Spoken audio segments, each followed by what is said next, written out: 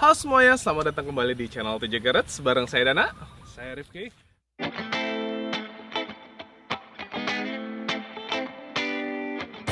Oke, jadi hari ini mungkin akan beda sedikit ya Ki ya. Benar. Kita hari ini bakal nge-review sebuah mobil double cabin. Jadi ini mobil apa nih Ki?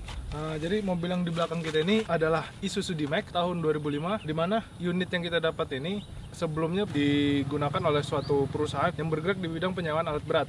Jadi mungkin mobil ini dipakai masuk ke tambang tapi nggak kerja berat sebenarnya Ki ya, nggak kerja berat banget. Dan ini kayaknya kalau teman-teman bisa lihat ya, ini tipenya trim yang base ya, tipe base yang tipe buat kerja lah ya, bisa dibilang Yang paling seperti itu. terendahnya lah.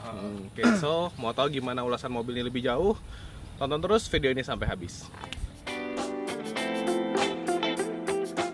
Jadi, mobil yang kita review kali ini adalah mobil D-Max generasi pertama yang dijual di Indonesia. Dan untuk unit yang ini adalah keluaran tahun 2005.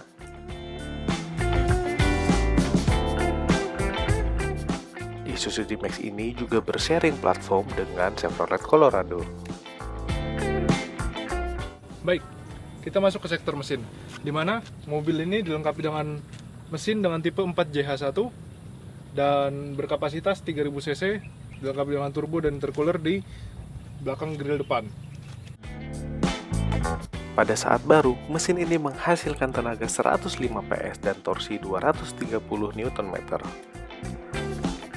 Masuk ke sektor kaki-kaki, di mana untuk sistem suspensi di mobil D-Max ini, untuk suspensi depan sudah menggunakan sistem independen, dan untuk sistem kaki-kaki di belakang masih menggunakan sistem per daun, yang dimana berbeda dengan double cabin kebanyakan.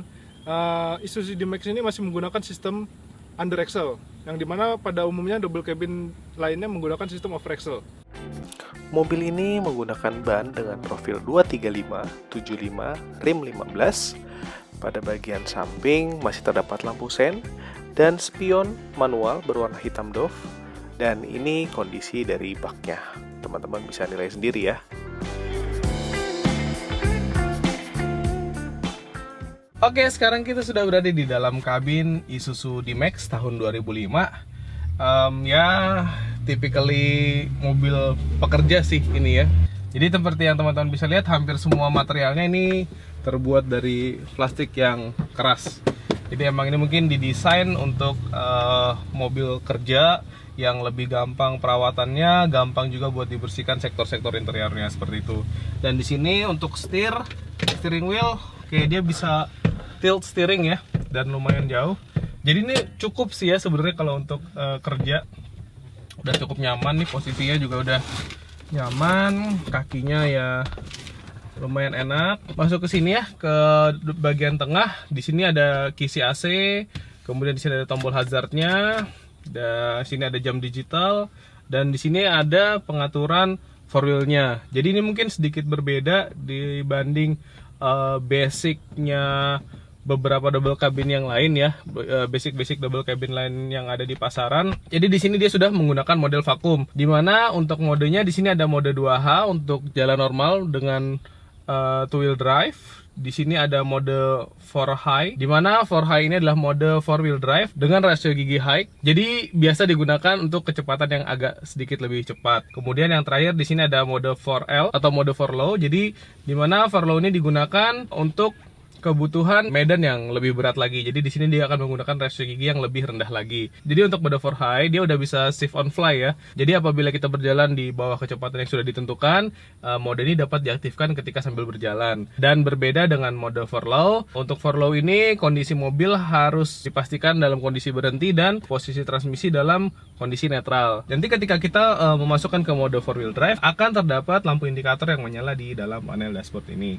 Kemudian lanjut ke sektor audio. Di sini mobil ini sudah dilengkapi dengan head unit single din. Walaupun bisa dibilang ini kayaknya head unit yang lawas ya. Ini sebenarnya udah cukup lama, masih menggunakan kaset. Tapi untuk urusan suara bisa dibilang sih dia salah satu head unit yang menghasilkan suara yang cukup baik, walaupun sudah termakan usia seperti sekarang. Lanjut ke sektor AC. Di sini untuk mobil pekerja bisa dibilang sektor AC cukup lengkap ya. Jadi untuk pengaturan arah hembusan angin, di sini ada 5 mode, mulai dari sisi penumpang dengan kaki, ada juga khusus untuk kaki saja. Kemudian ada yang hanya ke kaki dan memanfaatkan ventilasi udara yang ada di depan dashboard ini. Jadi ini biasanya juga berguna ketika kondisi cuaca sedang hujan dan kaca berembun. Jadi kisi-kisi AC di depan ini juga berfungsi untuk menghilangkan kabut di bagian kaca depan. Dan terakhir untuk posisi hanya hembusan angin di bagian kisi depan ini. Kemudian di bagian tengah atas ini ada open close air-nya, dan di bawahnya ada pengatur kecepatan hembusan angin mulai dari 1, 2, 3 hingga ke 4 ya. Dan di ujung sebelah kanannya ini ada untuk pengaturan suhunya. Kemudian di sisi tengah ada 2 buah cup holder, dan ini tuas transmisinya. Dan di tengah sini tidak ada apa-apa ya, karena untuk tuas rem tangan dia ada di sisi sebelah sini. Nah, jadi cara penggunaannya tinggal ditekan seperti ini, tarik, dan diputar ke bawah seperti ini. Nah, ini berarti kondisi rem tangan sedang dirilis, dan untuk menarik rem tangan tinggal ditarik aja seperti ini. Mungkin kalau teman-teman yang pernah menggunakan mobil-mobil MPV di tahun 90-an cukup familiar ya, karena model rem tangan ini dulu pernah digunakan di Kijang kotak ya, yang di tahun 90-an, di tahun 80-an hingga tahun 90-an, dan juga Isuzu Panther, di mana Isuzu Panther bisa dibilang adalah mbahnya dari mobil Isuzu D-Max ini. Oke, kemudian di sini ada beberapa tombol. Ini tombol dummy sih, mungkin dulu digunakan oleh perusahaan untuk sirene atau yang lainnya, hanya saja ini udah tidak berfungsi lagi. Dan lanjut di sebelah sini ada console box yang bisa dibilang cukup luas dan dalam. Soft opening nggak? Oh nggak soft opening ternyata. Oke, jadi ini cukup luas ya, cukup luas. Di sini juga ada kisi-kisi AC lagi, sama dekat sisi driver.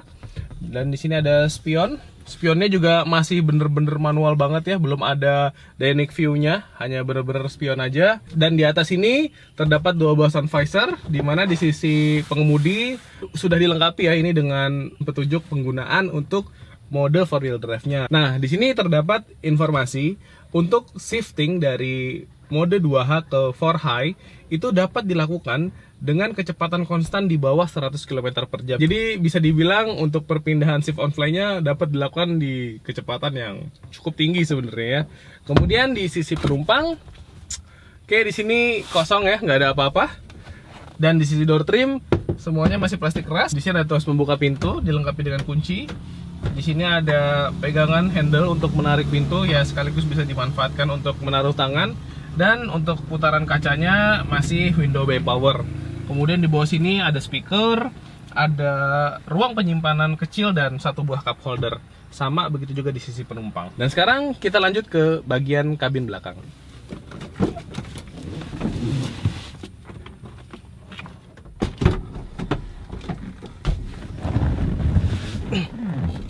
Ini posisi mengemudi saya tadi, ruang kaki memang luar biasa luas ya.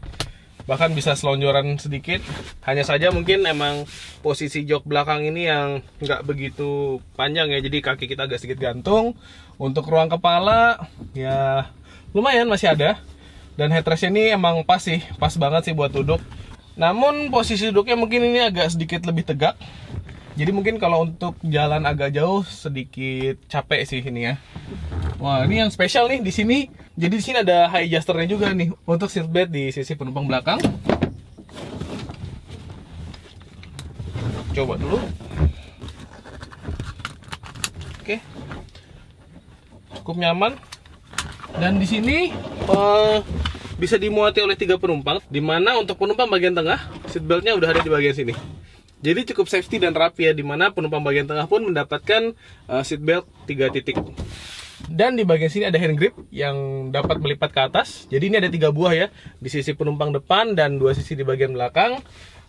Dan untuk panel pintu, di sini ada handle buka pintunya dilengkapi dengan door lock. Di sini handle untuk menutup pintu dapat digunakan untuk menaruh tangan seperti ini. Dan di sini untuk putaran kaca pun masih sama ya, masih model ankle. Dan di bawah sini ada tempat asbak seharusnya, cuman ini udah nggak ada ya, udah penutup asbaknya nggak ada. Oke, dan ada lampu bagian tengah di sini, sama ya modelnya ada off, door dan juga on. Cuman di sini kondisinya lampunya sedang mati. Oke, jadi mungkin itu sih ya kalau dari bagian kabin belakang ini. Mungkin sekarang langsung aja kita test drive mobilnya bareng untuk mengetahui bagaimana rasanya berkendara dengan Isuzu D-Max tahun 2005 ini.